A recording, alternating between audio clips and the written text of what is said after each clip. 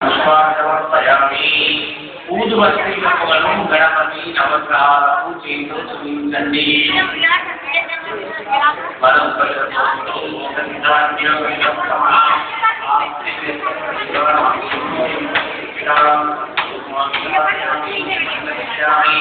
వీట పైన ఉన్న ఒక పండు ఏదైనా కొంచెం తీయండి. వీట పైన ఉన్న ఒక పండు ఏదైనా కొంచెం పొట్టు తీయాలి. పండు కింద పువ్వుతో నీళ్లు తల్లి 5 మాసం నైవేద్యం చేతోటి శ్వాసలు పెట్టండి. పండు మీద పువ్వుతో నీళ్లు తల్లి 5 మాసం వరకు నైవేద్యం